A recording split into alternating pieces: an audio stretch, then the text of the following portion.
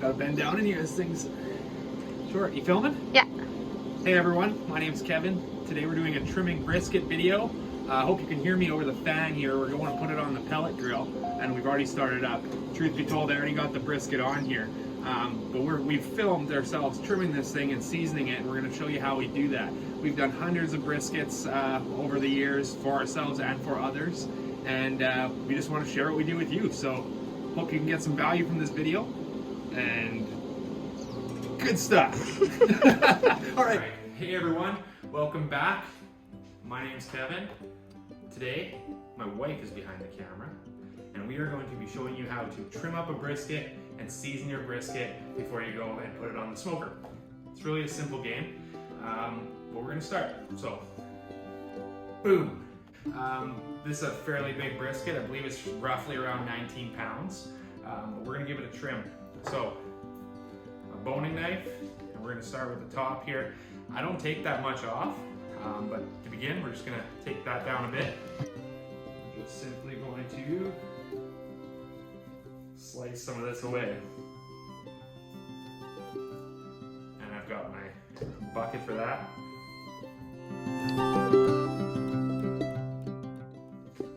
And that's all I'm gonna do there on that side. So the main trimming is gonna come on this side. I wanna leave roughly a 1/4 inch right through because I'm going to put a fat cap down on the smoker, and this protects it a bit. So some people do it up, say the fats run through there. I've done it both ways. It really doesn't matter. I just like to know that it's protected a little bit. Take that off. Fat is your friend. A lot of times you trim these things down to bare bones and you wonder why it dries out. Well, you need some of this fat on there. So this here though, we're gonna remove some of that,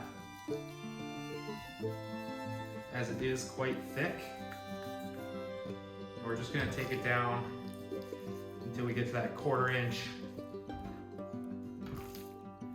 that we're looking for.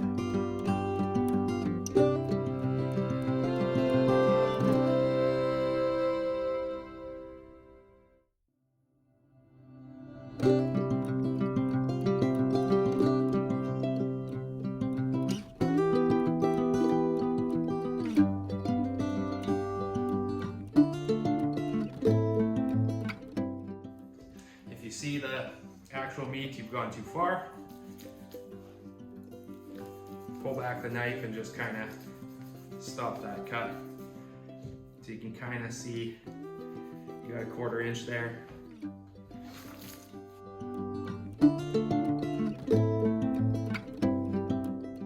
Nice trick, I'll show you, because my cutting board is sliding around. Towel. Lay it down like so. Take a cutting board. There. Now she's sturdy.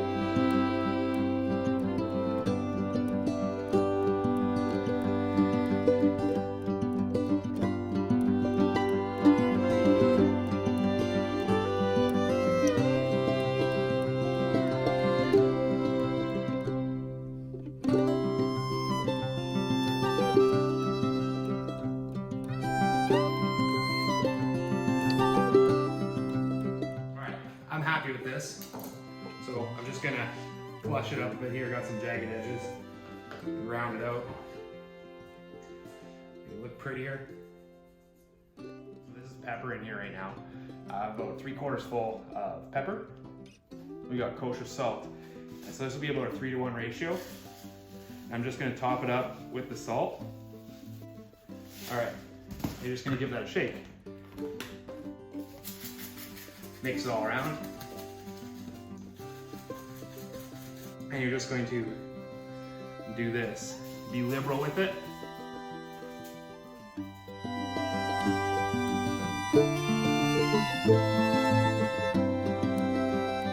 So I've got a little bit of garlic powder here. Usually I'll just go salt and pepper, but for today I'm gonna add a little bit of this. I'm just gonna, just a little bit. You can rub that in a bit. Get those awkward spots that you can get. Flip her over and do the same.